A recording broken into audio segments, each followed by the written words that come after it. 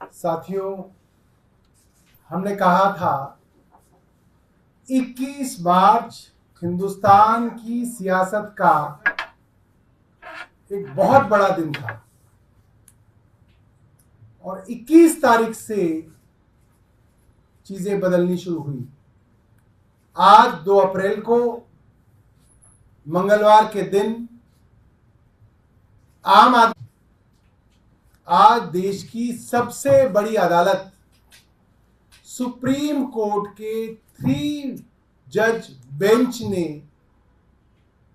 आम आदमी पार्टी के सांसद माननीय संजय सिंह जी की बेल सुनी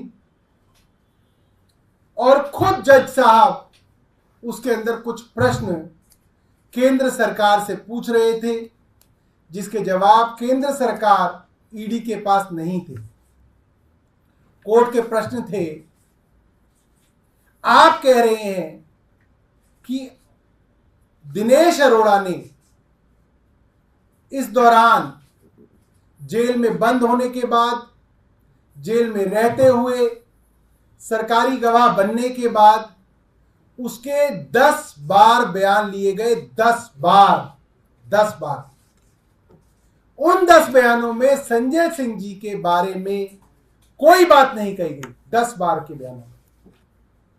उसके बाद दिनेश अरोड़ा को दोबारा गिरफ्तार किया जाता है और उससे 11वां बयान लिया जाता है।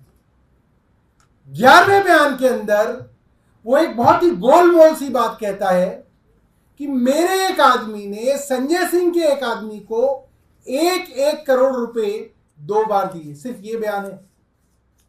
उसका जो आदमी है उसकी कोई गवाही नहीं।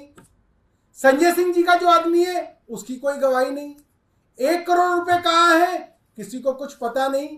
कहां पहुंचे कोई पता नहीं। रिकवरी हुई कोई नहीं हुई। अटैचमेंट हुई कोई नहीं हुई। सिर्फ एक आदमी का बयान। एक आदमी का बयान जो 10 बार बयान दे चुका है और संजय सिंह जी के बारे में कुछ नहीं कहता, उसके ऊपर दबाव डाल के 11वां बयान कर लो और आप राज्यसभा का वो सांसद उठा लो जो केंद्र सरकार से सवाल पूछता है एक आदमी के बयान पे। इसका जवाब केंद्र सरकार के पास नहीं था। सुप्रीम कोर्ट का दूसरा सवाल था, क्या कोई पैसा रिकवर हुआ है? क्या कोई पैसा अटैच किया गया है? जब कोई पैसा रिकवर ही नहीं हुआ, अटैच ही नहीं हुआ, तो पीएमएलए कैसे लगा है? इसका कोई जवाब ईडी के पास नहीं था, केंद्र सरकार के पास नहीं था। अंततः सुप्रीम कोर्ट ने यह कहा कि यह कैसे मान लिया जाए कि एक गवाह ने 11 बयान दिए, उसमें से 10 आप कूड़े के कचरे के डब्बे में डाल दोगे और एक बयान आप जो उन्होंने संजय सिंह के खिलाफ दिया उसको आप दे दोगे कोर्ट में। ये कैसे फैसला कर सकते हैं आप? बाकी 10 बयान आपने रिकॉर्ड पे क्यों नहीं डाले हैं? इसका जवाब कुछ केंद्र सरकार के पास नहीं था। यह ठीक वही बात है जो मुख्यमंत्री जी ने राउज एवेन्यू कोर्ट में बोली कि एक एक आदमी से 7 बार बयान लिए गए हैं। 6 बार उसने कुछ नहीं बोला। आपने उनके बच्चों को जेल में डाल दिया, 6 महीने जेल में सड़ाया। फिर आपने मेरे खिलाफ बयान ले लिया, उस बयान पे आपने गिरफ्तार कर लिया।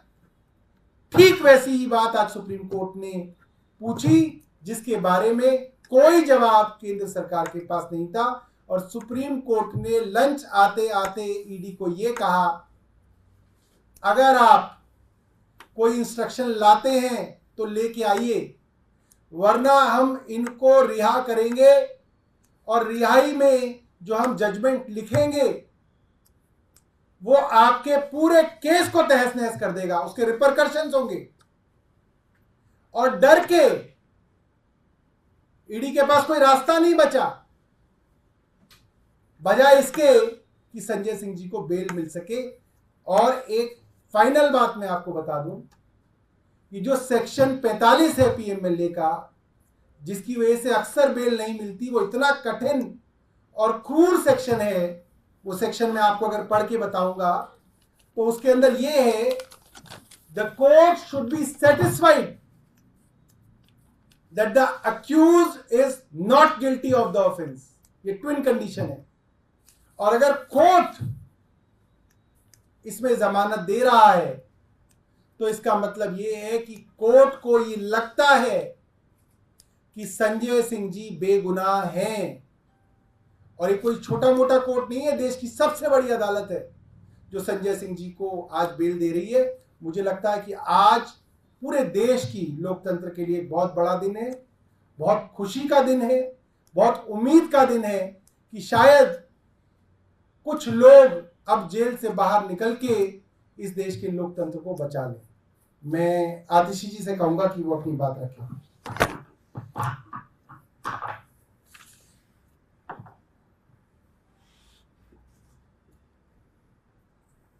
आज संजय सिंह जी की जमानत ने साबित कर दिया कि आखिरकार जीत सत्य की ही होती है। आप सत्य को दबा सकते हैं, लेकिन आप सत्य को मिटा नहीं सकते हैं। आज संजय सिंह जी की जमानत ने यह दिखा दिया। हमने देखा कि किस तरह से पिछले 2 साल से एक एक करके आम आदमी पार्टी के नेताओं को झूठे केसों में गिरफ्तार किया जा रहा था, फंसाया जा रहा था। पहले सत्येंद्र जैन जी को जेल में डाला, फिर मनीष सिसोदिया जी को जेल में डाला, फिर संजय सिंह जी को जेल में डाला, फिर अरविंद केजरीवाल जी को गिरफ्तार करके जेल में डाला। लेकिन आज संजय सिंह जी की जमानत ये बताती है कि आखिरकार जीत सत्य की ही होती है। आज संजय सिंह जी की कोर्ट प्रोसीडिंग्स में 2 महत्वपूर्ण बातें इस केस की पूरे देश के सामने आई हैं। सबसे पहला, जो सुप्रीम कोर्ट ने सवाल पूछा जिसका ईडी के पास कोई जवाब नहीं था कि मनी ट्रेल कहां है। आज इस इन्वेस्टिगेशन को होते हुए 2 साल हो गए। ईडी ने, सीबीआई ने 500 से ज्यादा अफसर लगाए इस केस की इन्वेस्टिगेशन में, लेकिन 2 साल में भी आम आदमी पार्टी के किसी नेता के पास 1 रुपया भी प्रोसीड्स ऑफ क्राइम का नहीं मिला। तो आज जब कोर्ट में पूछा गया कि पैसा कहां है, मनी ट्रेल कहां है, प्रोसीड्स ऑफ क्राइम कहां है, तो ईडी का कोई जवाब नहीं था इस सवाल को लेकर। दूसरी महत्वपूर्ण चीज, जो ईडी का सारा केस है जिसके तहत संजय सिंह जी को गिरफ्तार किया, मनीष सिसोदिया जी को गिरफ्तार किया, दिल्ली के मुख्यमंत्री अरविंद केजरीवाल जी को गिरफ्तार किया, सिर्फ और सिर्फ अप्रूवर्स के बयान के आधार पर है। ऐसे अप्रूवर्स जिन्होंने 1 बार, 2 बार, 3 बार, 4 बार पहले बयान दिए जिसमें आम आदमी पार्टी के किसी नेता के खिलाफ कोई एलिगेशन नहीं था, लेकिन उन पे दबाव बनाया गया, उनको धमकाया गया, उनको जेल में डाला गया जब तक उन्होंने आम आदमी पार्टी के नेताओं के खिलाफ गवाही नहीं दी। और जैसे ही वो आम आदमी पार्टी के नेताओं के खिलाफ गवाही देते हैं, गवाहियां बंद हो जाती हैं, स्टेटमेंट्स बंद हो जाते हैं, इन अप्रूवर्स को बेल मिल जाती है, जेल से बाहर आ जाते हैं। जैसे दिल्ली के मुख्यमंत्री अरविंद केजरीवाल जी ने राउज एवेन्यू कोर्ट में बताया था कि शरत रेड्डी, उसने 11 बयान दिए और दिल्ली के मुख्यमंत्री अरविंद केजरीवाल जी के खिलाफ कुछ नहीं बोला, लेकिन उस पर दबाव बनाते रहे, उसको महीनों तक जेल में रखा।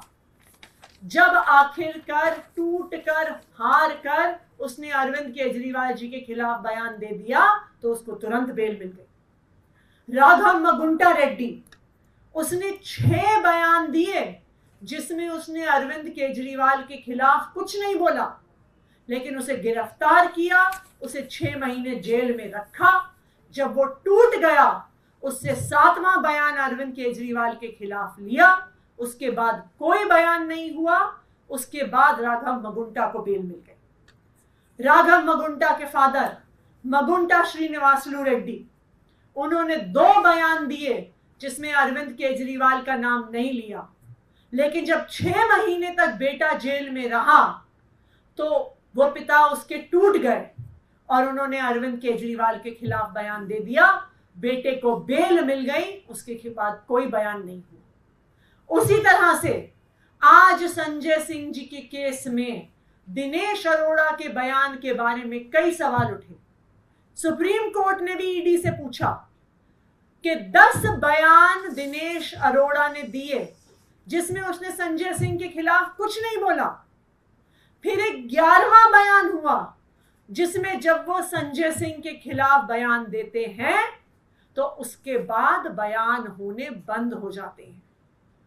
तो आज सुप्रीम कोर्ट के सामने ईडी का पर्दाफाश हो गया जब उनसे पूछा गया कि पहले 10 बयान आपने सामने क्यों नहीं रखे।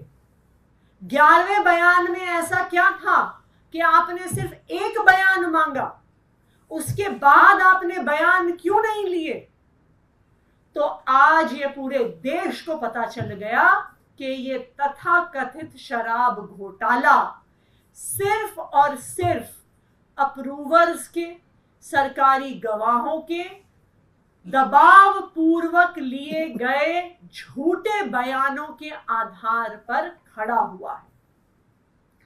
आज जो ईडी का पर्दाफाश हुआ है पूरे देश के सामने, अब हम ये उम्मीद करते हैं कि इस केस में जो एक मनी ट्रेल है उसको अब ईडी इन्वेस्टिगेट करेगी, उसकी जांच करेगी। जो शराब कारोबारी शरद चंद्र रेड्डी ने 55 करोड़ रुपया भारतीय जनता पार्टी को दिया, जो इस केस की इकलौती एस्टैब्लिश्ड मनी ट्रेल है, उसकी ईडी जांच करेगी। उस पे ईडी अपनी एफआईआर फाइल करेगी, भारतीय जनता पार्टी को आरोपी बनाएगी और भारतीय जनता पार्टी के राष्ट्रीय अध्यक्ष को गिरफ्तार करेगी और उनसे पूछताछ करेगी। क्योंकि मनी ट्रेल अगर इस पूरे केस में कोई है तो वो शराब कारोबारी शरद रेड्डी से भारतीय जनता पार्टी तक है। अब मैं माइक जैस्मिन जी को दूंगी कि वो अपनी बात रखें।